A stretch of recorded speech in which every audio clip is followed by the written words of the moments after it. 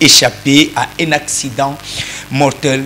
Aujourd'hui à Kinshasa d'ailleurs, dans 48 heures, rentrée parlementaire prévue pour ce 15 en provenance de son fief électoral, rapporteur de l'Assemblée nationale.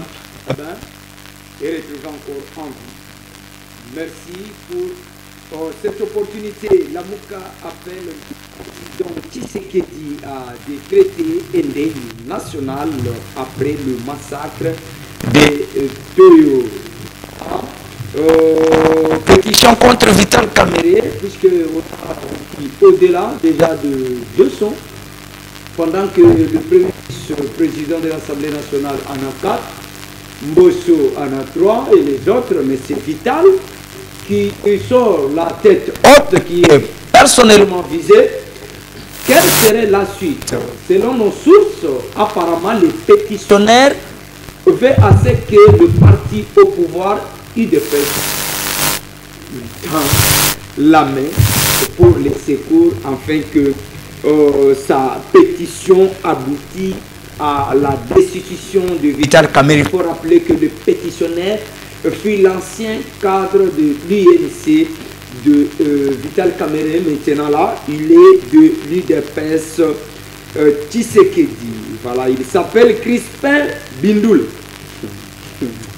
Voilà, en direct de Kinshasa, la capitale de la République démocratique du Congo, sur les antennes des shows TV Batata Bamama Bandeko Batali. Bote na bilope bouye malam na kata manaka na biso mukolo molilo tozali na esengo bongo ya ko présenter le bino yango ezali na format ya face en face oyo tobengisi ba juriste. Tokobeta na bango elongo masolo matali Congo ya Lumumba Kongo Tshisekedi Kongo matata mponyo ya Fumuzito ya Congo ya Maître Bob ngo ya Congo Congo ya Benoît Gelor, il y a le Congo ya Aimé Bidoya, il y a le Congo ya Choti. Tokobeta Masolo Matali agression rwandaise, accord ou dialogue. Qu'est-ce qui peut nous donner la paix durable à l'Est? Et Belé ensuite il y a l'été, mais le monde a invité Nabiso, Tokoso Soloma Imansoana. Crise au Parlement. Deux pétitions initiées contre les deux bureaux du Parlement, notamment des chambres, chambre basse et chambre haute, qui visent Vital Kamerhe et Sama Lukonde. C'est le pouvoir pour mieux gérer où on cherche les têtes de ses leaders. Et enfin, la gestion de la ville-province de Kinshasa pour s'échapper de la discussion dans le Colombo, Pambate, infrastructure na Kinshasa yali aussi urbanisation ya ville souci. Est-ce que Daniel Bumba et son gouvernement provincial va retrouver? Voilà. Tozali na mwana Congo, maître Bob Boy. Botepe boye malam. Merci monsieur Keno. Dans ce pays bah jour l'équipe belé, dans ce pays les lots pour partager moi mon qui na la téléspectateur na biso show télévision. Pour un débat républicain. Le débat républicain que Bayimboka Banso bali kozela na banda ko tozwami pe otie mbote pe boye mala na sepeli pe makasi ya ko tante na émission na bayi ko man batala ka mingi yango nde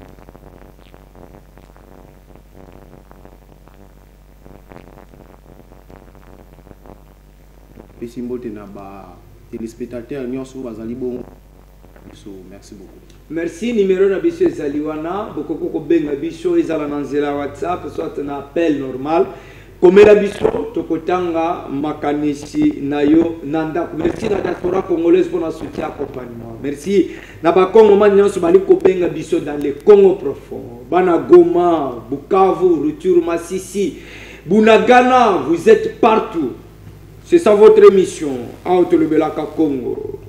Bayiketika Benga balobi bazo attaquer yo bako attaquer na tika bango ba attaquer. Jona biso ezali ya ko attaquer ba enete.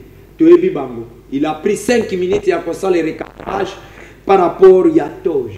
Déontologie journalistique na éthique namoni esika moko te baloba ete journaliste ezala en veste ewo nga nasali nalobi ke na pédagogie eza na signification na yango babengaka yango mathématique. C'est ça le Congo profond. Voilà. Maître Gauthier, apparemment vous avez na du côté de la province na IVT union de valeurs Tshisekedi. Oui. Adhésion massive. Oui.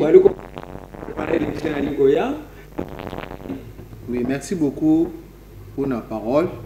Beaucoup plus nako lingate ko banda ko lobela IVT sans pourtant na pesa mbongo mbote na bakonzi ko na pesi mbote na autorité morale na biso José Kalala Djokal qui est notre président national. Et puis merci beaucoup parce que dans province oui ingénieur mais ce qu'on continue de l'émission image il y a des gens bango allez-y. Oui merci et puis na niveau ya province parce que depuis Kobanda année 2025 de janvier au février on a participé par rapport aux réunions pour évoluer vraiment comme il faudrait tout évoluer. Oui. Et puis dans 2 mois qui en mars na avril tout le cas bon na comme mars c'est le moment dédié à la femme. Tu regardes pour les ça la bongo clôture à mois de la femme on bongo chapeauté par la présidente provinciale il y a une ligue de femmes maman Titi Bafouka Chungo je le salue aussi dame qui travaille en collaboration na maman Lydie tout le monde maman Lydie Lukeba lui azali président il y a province IVT Kinshasa et puis na ndenge qui na banza mingi ozalaki na éveil patriotique au monde comment to la sens il y a patriotisme pour le président José Kalala azabo mo pousser na bana na Bitakwira l'honorable et effectivement parce que Bitakwira a été pour répondre pour que atalisa na bayi kongomani kaka ba membre ya parti IVT kasi ba yebanso o ba na sens il y a patriotisme pour que ba comprendre ni les sénégalais pour soutenir bayi wazalendo na bayi azali na front asoka FARDC ndenge mama Lydie pe a ndimaki o etala ki bongo bonsama ki pona modali cancer et campagne ya sensibilisation pour le cancer et ça fait la collaboration avec maman Titi Bafouka. Donc na moku c'est vraiment au sou qui s'aboye. IVT pendant janvier kino mois de juin on a effectué des activités, on a effectué des réunions, on a tenu plusieurs réunions et plusieurs activités, événements patriotiques, campagne de sensibilisation pour le cancer, mais aussi à mois de la femme, on a adhésion massive parce que on a plus de 3500 adhérents dans la partie parce que c'est une initiative, une vision à partir de et puis dans le niveau de district même pour chapeauter activité on est qui président wazali chargé à district ya Funa wazo gérer biso chef nanga eza pour les John na baninga banso neto mekape ko bongisa. Merci beaucoup message Komeli Bakambi ya UVT union qui dit Komeli Bango Malamu la présidente provinciale très chevronnée cette dame c'est bas de gauche à droite mais toi Kolika était peut-être après mandat c'est ça. Voilà. Merci beaucoup, merci vraiment. Merci pour confiance. Merci beaucoup. Voilà. Maître Bob, entamons directement notre sujet, d'accord, mais vous allez passer contestation au Bawazalendo, Uvira. Qui ordonnance par rapport à mon cause au complicité. Est-ce que Tata Mokozi répond directement na Koki pour aborder en haut de 3 façons. Pour c'est que le président de la République et Azam Tumoko le mieux informé en Mboka Nabiso. Mais Azam a passé ce qui a donc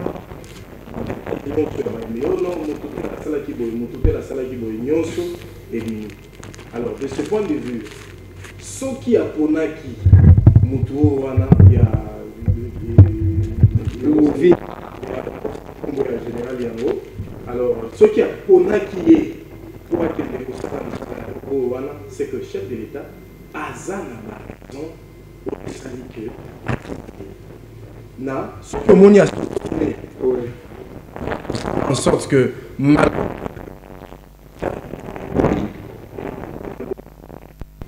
chef de l'État a eu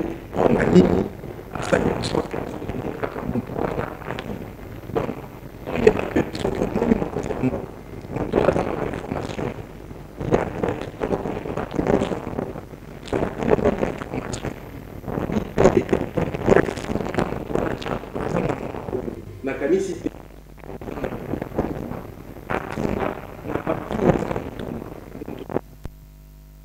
a été à vérifier tes pots ni azotine na elo. C'est important pour y avoir ceux qui chef de l'État à tenir en compte. Ça c'est un. Deuxièmement, bah wazalendo tobo s'en a pété que bah wazalendo pouvoir et pesa qui ba arme.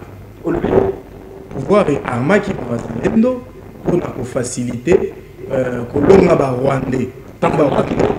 Oui, mais quand les Rwandais le pouvoir a voulu patriote ya wazalendo. Comme wazalendo qui contre ba Rwandais, fallait ko sunga bango pour base à la pembeni ya FARDC pour ba bungisa ba Rwanda. Ce qui senga qui moi balle. Ce n'est pas étonnant que le gouvernement a soutenir groupe où ils allaient bon, je crois que lorsque Mboka est menacé, et le Atayo, sur le télémilelo, au lobby non, Boina Boetoki, au son Mboka dans le mouvement citoyen, je ne pense pas que qui s'arrête. Parce que ce qui est sûr, l'essentiel, selon moi, est à cause de c'est vrai, il faut respecter la loi, mais le plus important entre respecter la loi,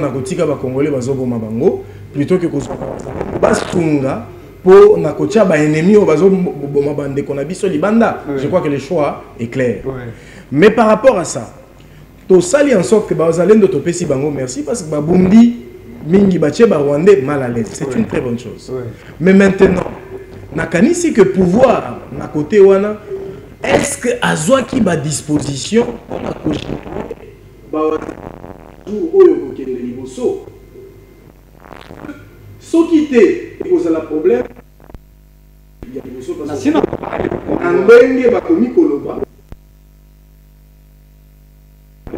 qui sont en toujours fidèle, mais en côté par exemple,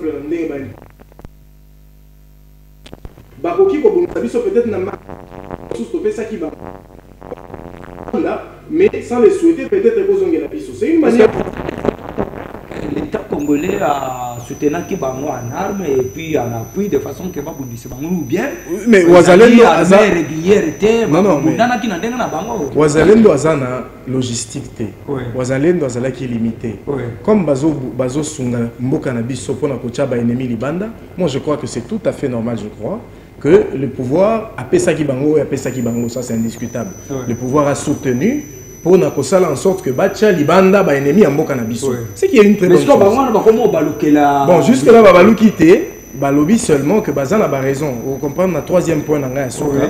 Il y a Nalobaki.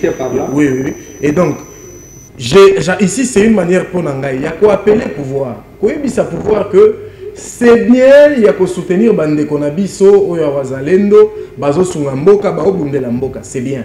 Mais il faut si koyo kozwa ba disposition ko sala qu'à l'avenir. Tokope sabango nini. Et loko nini e ko sala en sorte que les loto lobby ceux qui guerre na Rwanda et Sili tokope. Voilà question malonga.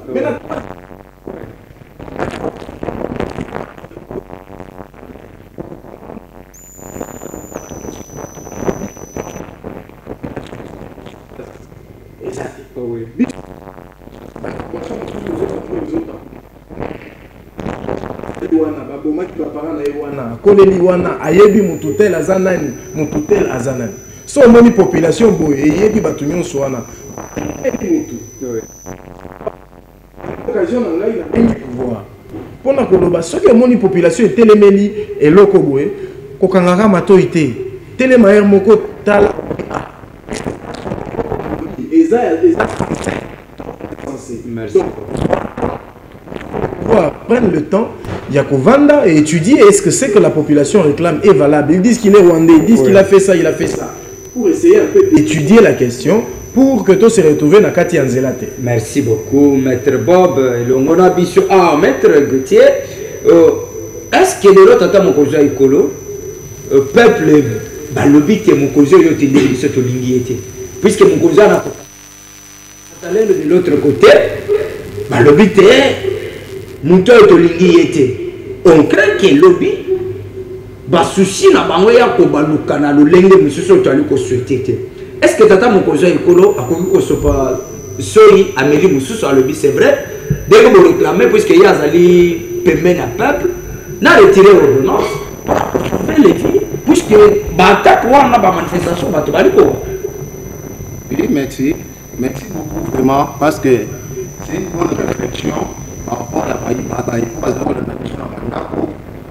moi personnellement, je vais épingler par rapport à ces points dans n'engue que les Congolais va comprendre ni ne sengeli. Il y a les bosso, les Congolais va sengeli que chef de l'État a toujours écoute naé na les Congolais na population. Et puis ami balé chef de l'État fait tu sais que tel qu'il est là. Alingaka beaucoup plus koyoka bayi kongomani koyoka moto nyonso kopesa ye bongo matoi na ye pour que et permettre ye ay babongo kozala au centre ya moto nyonso par rapport à problème moko ezali ko circuler na kati ya mboka.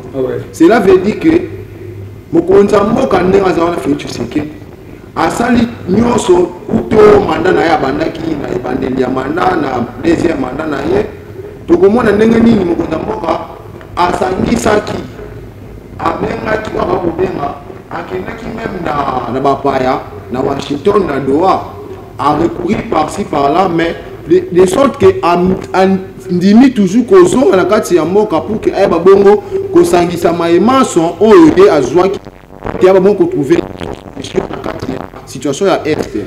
Cela veut dire que ndenge tozali awa parce que tozali na motema ezali kopesa tozali parce que baye oyo bazali kaka population bazali peuple bazali bana mboka baye wana bazali kosenga dialogue bazali kondima dialogue alors que bango bazali baye oyo bagéraki mboka na biso na baposte politiko bagéraki mboka na biso na baposte ya ndenge na ndenge voire même na bateni voire même na badéputation nationale na baministre ministériel disons mais bongo baye bazali kobundisa atama na sima ya kokosa population ete bazali koluka solution ya kimia ok intérêt ya bango ezali d'abord en premier degré pour que population aya bango kozala flatte na oyo bazali kobimisa yango mokonza mboka même dialogue abaki dialogue en ce moment est un peu difficile parce que comment bino baye oyo bozali bongo na kati ya mboka bogere mboka mais bozali ba acteur o bozali ko bundisa bongo population ko bundisa mabele ya mboka ko bundisa mboka na biso Congo ko soutenir bongo ba Rwandais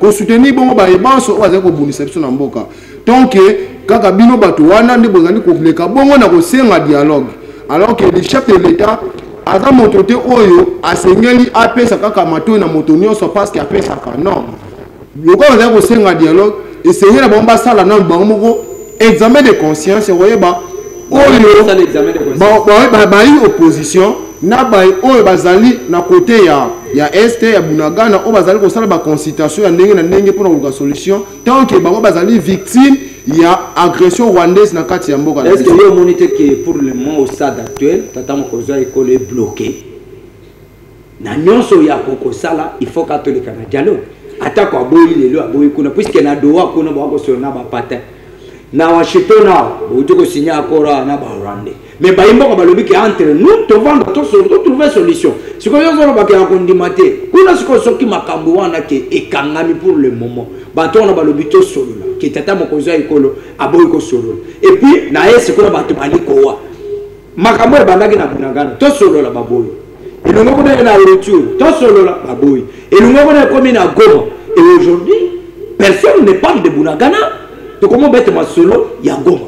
Est-ce que vous pensez que tata mokonzi ekolo aboyi ko zonga simate a accordé ka chance ba solo la tout ba na bandeko et puis ba trouver solution ba ben ça pas mando peut-être pourquoi trouver solution malamoko kasi yango to réfléchir dans sens que kolekana dialogue to pe kolekana accord biso soucis alinde bandeko na biso batika kokufa kimia ekota na mboka ba province na biso nyonso la récupérer na maboko na biso moko kasi tata ekolo Félix Tshisekedi souci na ezali moko ba oyo ye akoki kolekana dialogue na banko vanda na bango na kati ya table moko pona kosolola mais bazali kaka ba oyo bango ba menacer mboka ba bundisi mboka ba soutenir va même ba président na biso rwandaise c'est là azali kotala siko on a repère sa confiance neti na ba bisimboka tant OK soki na pesi souci na bango maboko na pesi bango souci opportunité wana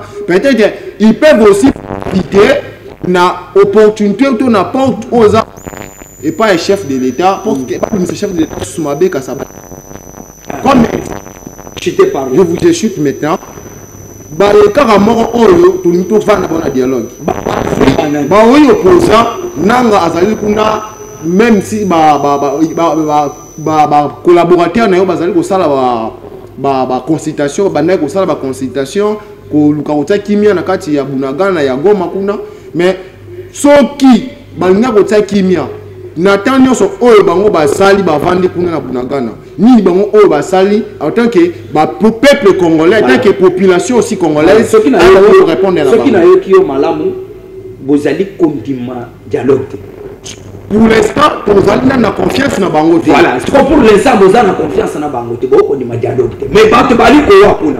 Beaucoup de la bisiki au Bango, Bango na bavandi. Souci na biso zali ko zelaka. Souci na biso zali oyo tozwaki comme ba effort ba contribution ya ba paya na Washington na droit. Oui, na bandeko ba ya FCC ya Église catholique. Mettre la biso to méga ko fala synthétique, c'est-à-dire tout synthétiser, nous on s'en fout que tout mettre la bonne paix sans pourtant passer par dialogue. Voilà. Merci beaucoup. Merci. Dialogue bolingité. Kuna bitumbe zalikaka. Kobota to zelelo. Mais ba yimbo ko baliko. Maître Bob. Pouvoir en place apparemment. Baliko linga un peu qu'on négocier.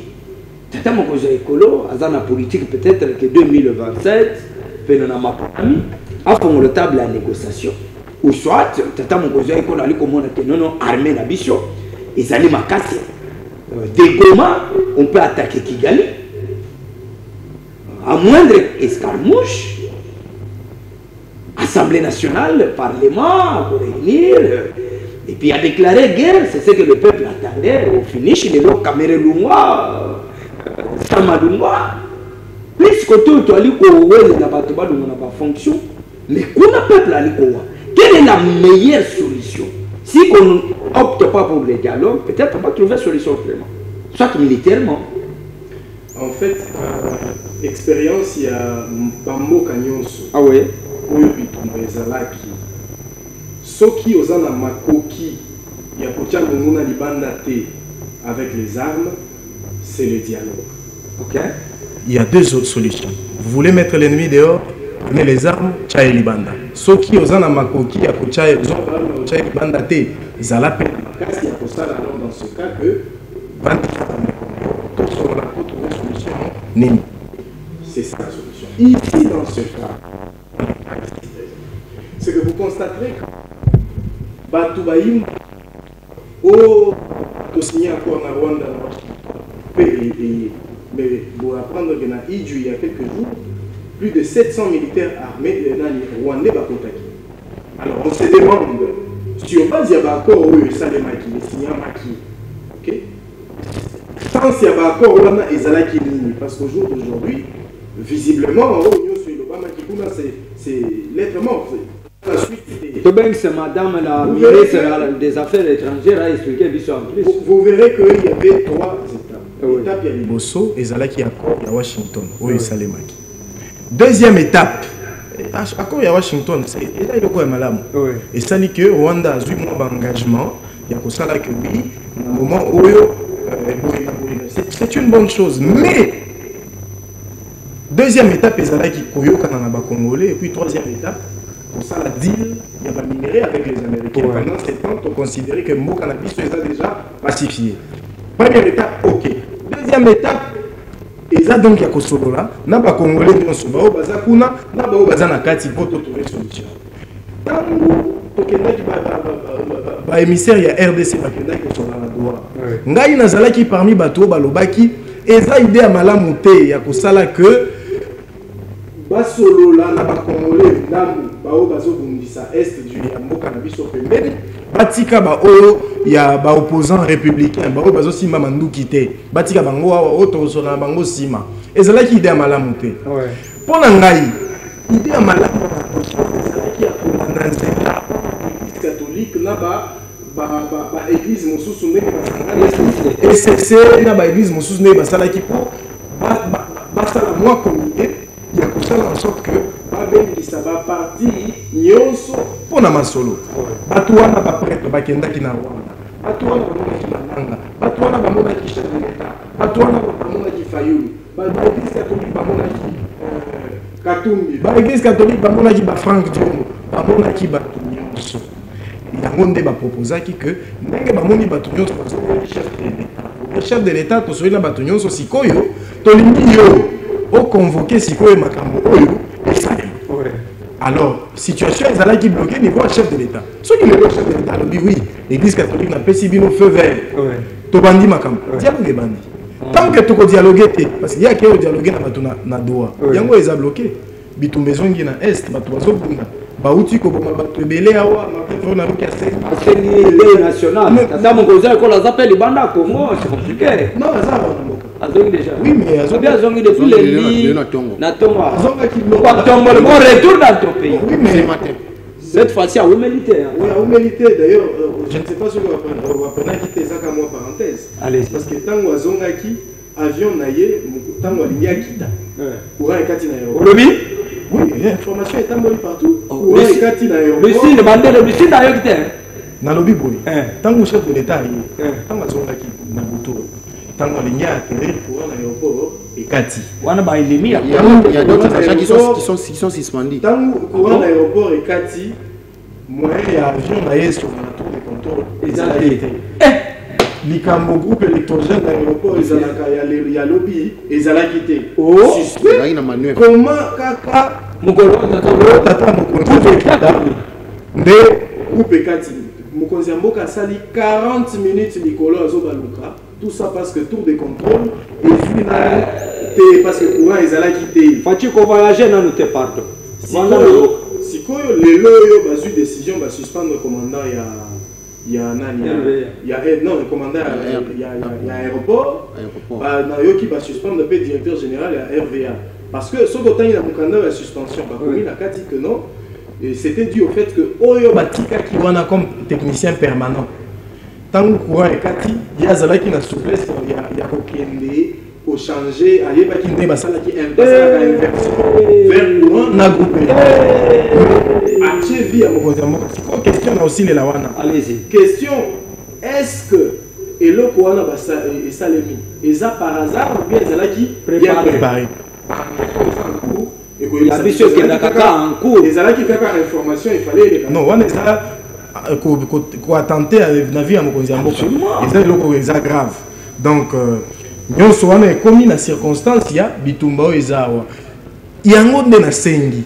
Eza na solution mosusute pour na kosi lisa Bitumba na biso à part solution il y a au solo. Merci. Et puis, on peut constater le Komoko. Ah oui.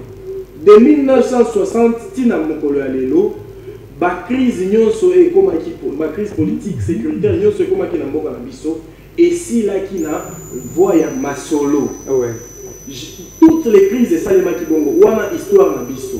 bao nyonso basala ki mapeka baboyi ko dialoguer bayaki ko se réaliser trop tard bakoyaki. En tout cas, bandeko na biso, il faudrait sans dialogue, moyen pour que liboso.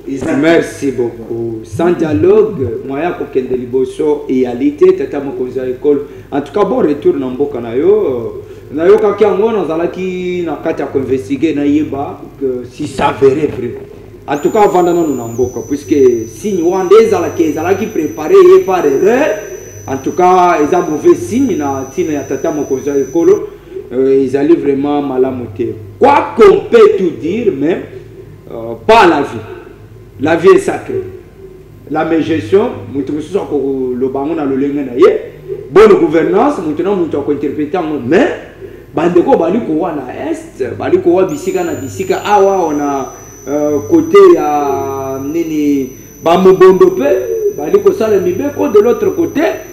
Maître Jacquemin Chabani na kati ministère na yo sengel ko ingele tala lokolo mambo esalami na sa de martyr après match ba imboka batomboki babili na stade bakomi ko botola ba mama biloko bali ko botola mambo bali ko panza baji bali ko la police azalaki wapi soki babengisi nani ministre de l'intérieur na assemblée nationale qui s'expliquer oh motion alimentaire. Ce que les alimentaires, il y a foufou to masang na éviter. Voilà.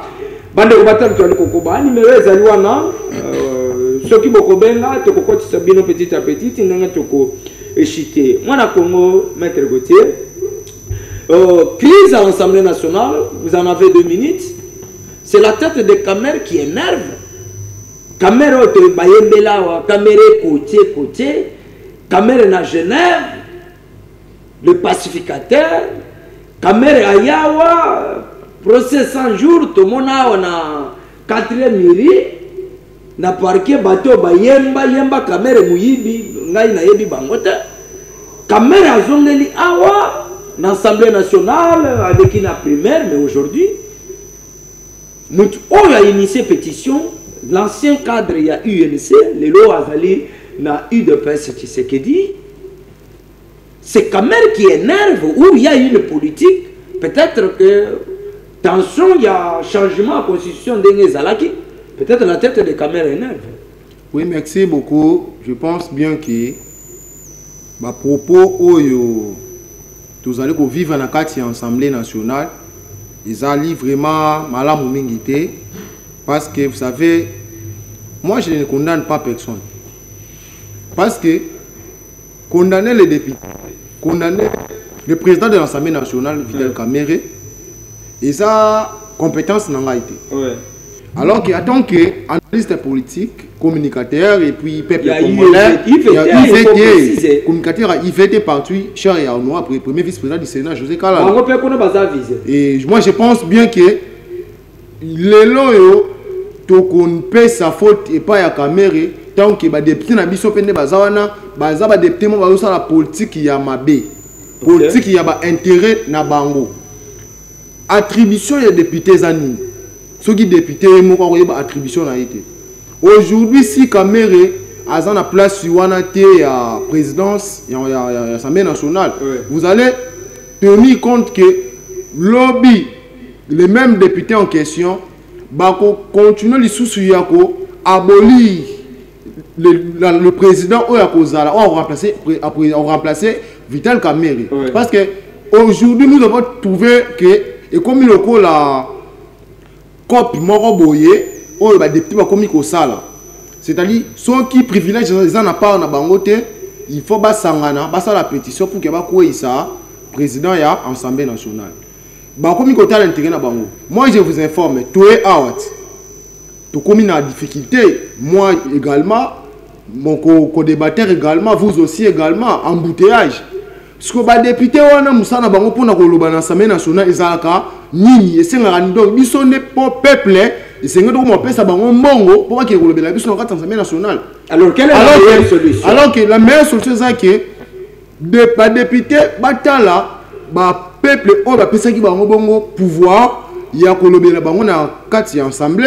Il y a que défendre bango, il y a que voter la loi, il y a que ça là où ils allaient pour la population, il y a que azali pe na mo ba privilège na ba prérogative disons ba avantage.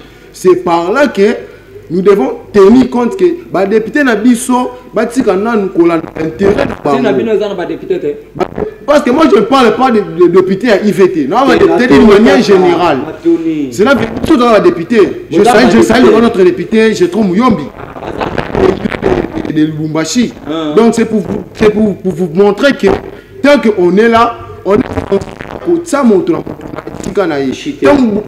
qui va député va sa pétition pour la mairie alors que pour la population bon bah allez maîtriser un côté répondre à un côté population a regretté et puis et l'autre côté pour la pétition et puis Vital Kamerhe a un peu d'équilibre na moi apaisement vis-à-vis à député parce que hier ça au Kamazali le la miroir oyo batu bazali nde kosanini komona o bon bazali epai na ye donc basengeli kosolola kobongisa bisika o esengeli te basola ba pesa ba rapport na chef de l'état parce que bientôt la chef de l'état te oyamba bango d'ici là te oyamba bango nyonso même président ya cour constitutionnelle ayambaki pe maman premier ministre et puis na sénat Samalukonde amaki donc ezali kamba gestion bon ezali kamba gestion il faut gestion ezala vraiment bien parce que solution ezwama merci beaucoup ayambaki bango le col garant du bon fonctionnement des institutions mais na masolo apparemment ba betali sur la pétition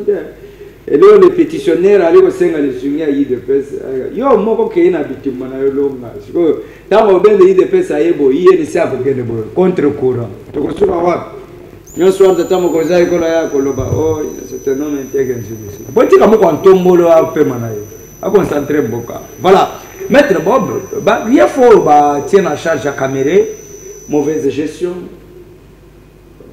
ba avantage lié na l'olenge ya ba député apparemment musolo bimaka ya frais de fonctionnement ba monaka ngote makambo abadi apparemment ekoti bureau ya liko bloquer ba initiative ya ba élu apparemment est-ce que le bureau Kamerhe qui a été élu par la primaire peut-être tous le secondaire na université voilà et le Kamerhe abimi.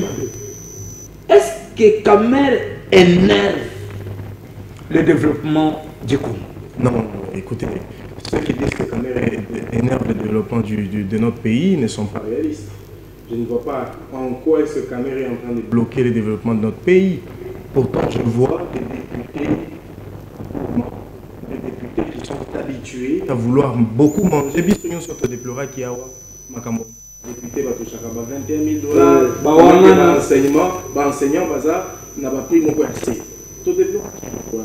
Si koyo bagidisi ba député ba mwana bazongi bino ba congolais bozobeta bango bozobeta bango maboko. Donc balingi bazonga toujours na ba vie à bango un luxe pendant ce temps ba petit peuple naissé bazongo na passe. Qui n'a pas entendu Kamerhe là-bas? Oh non, papier, alors oui, il faut tout s'en prendre le ministre des Finances à opé Sambongoté. Et puis, ma député a fait $5 000. Tant que Kamerhe a bandé Koloba. Donc ici, le problème c'est que les députés va moni que mon solo na bango et qui dit. Ah bon? Alors va comment c'est pour nani train de vie des institutions. Oui, dans le cadre de diminuer train de vie à l'institution. Et ça, va faire mon sous-sol, va faire ça, par les invités. Alors, c'est pour ça que mon député, va messani, va qui est pour leur servir peuple, va servir ma poche dans l'amour, au moment va s'agiter, va comme pour attaquer le bureau. Bureau et c'est plein de bon oiseau yate. Balingi, bureau et ça la magie nini. Bureau bon oiseau qui est quotidien. Ce qui est quotidien et que ma cité, ah voilà le camouflage sous. Mais ce qui est quotidien, bureau et ça nini. Balingi quand la besoin de sabato, bamboso. Bazali qui a besoin de intérêt à député, mbongo ya mboka na biso nyonso aussi les laga ba député wana. Ça ce n'est pas normal. L'assemblée tout le monde qui mboso azala qui asala qui na parlement. Ezala qui médiocre ta débat. S'il vous plaît, évitez-moi des qualificatifs. Non mais c'est médiocre, c'est pas une injure. Allez-y. Mais alors, j'assume, ce n'est pas vous. Ça c'est moi, j'assume mes propos. Le parlement sous Mboso était médiocre. Il n'y avait pas de dialogue, il n'y avait rien du tout. Alors, ici moi je crois que ceux qui ba oyo balingi mokonzi ya mboka ba décourager eloko oyo ya pétition contre Kamere. Mais attention, qui ne dit mot consent. Ah bon? Banda, on y banda na ndako bazogunda. Yo pas bunda na séparé après c'est peut-être yebi que non. Banda na yo oza na bango na mutema bazana makasi opeka ya obeta baninga. Yango tiki nanu ba beta polo ba konza ki ngate bino moko na bino bozogunda te. Je crois que mokonzi ya mboka na minute oyo ayebi eloko nini eza malamu pona ye moko na pona bato oyo bazoko. Mokonzi ya mboka abosana te que mutu ya liboso oya soutenira qui eza vital Kamere. Ah oui. En limite de candidature na ye mupanzi pour na soutenir mokonzi ya pendant que bazalaki wapi tango Kamere atiki candidature na ya lobi ok na accord o babengaka accord ya cash balobi ok ngala soutenir yo 2018 yo pe monsieur Fachi au soutenir en 2023 na 2023 Kamere lobi non même aussi au bandi ici lisa pour soutenir ngai yango nde komi osalema to komi premier ya 2028 bango yo ba monika moya ko soutenir Kamere ezate to ko cha Kamere dauphin te yango komi bituma ah bon mais le dauphin naturel il y a monsieur Tshisekedi c'est Kamere sinon encore il y a cash et yebani nango ah bon mais yebani mais to ko makelele na ngambo ya mbembe kuna ke même ba ko pesa yeki mbemba tango Kamere azo soutenir pouvoir au même azali même Azalaki na Lamuka a soutenir Fayoul, même a soutenu Fayoul pour les élections de 2018 qui ne sait pas ça. Mais 2023. Katumbi, Fayoul ou les autres, Azalaki derrière candidature à Fayoul. C'est Kamere ici que vous voyez, Kamere qui ont commis pour attaquer Ndenge Balingi, les pacificateurs qui étaient derrière le chef de l'État. Moi je crois que est-ce que Lelo est un avantage à Mokonzi Mboka?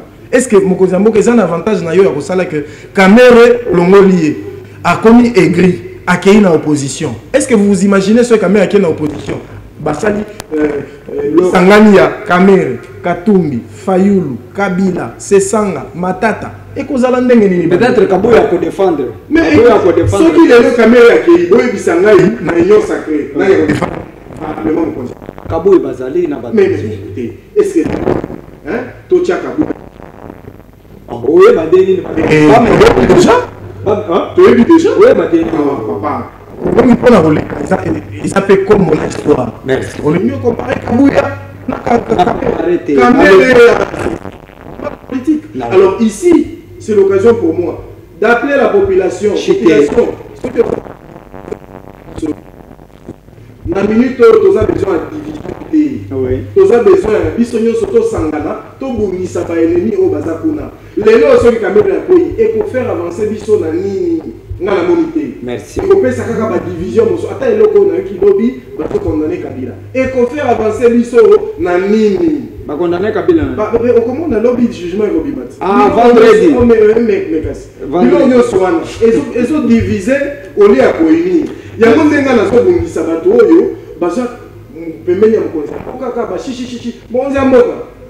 pendant 7 ans, on a les autres ont déjà septembre 2020. Rapidement. Yo mokonde ko sala face ya bilan na yo. Merci. Ngana ko senga biso nyonso to sangana to kende dialogue. Merci. To ceux qui to koki bitu malamba arnoté to kende to solo. Merci beaucoup. To cha Rwanda à Genève. Merci maître Bob na bande ko batali. Je rappelle que tu zali kobeta masolo pour na kochité et le mona binona maître Gauthier, je rappelle qu'il est le communicateur de IVT. Et puis, maître Bob, analyste politique et juriste de formation, 1 minute 30 secondes à chacun. On doit épingler ces points de la gestion de la ville province de Kinshasa. Depuis Misala et Bandati, apparemment, nous avons dit que Misala n'est pas compétence du gouvernement central, ou la compétence du gouvernement provincial. Nous avons dit que nous avons dit Banzela nyonso kokam na tamboli apparemment entreprise mokonde marché. C'est la meilleure politique pour lui de pince à la tête de la province où il faut en attendre quelqu'un d'autre, le Koloba Jekoko Moulumba. Bon, merci. Tu peux épingler ses propos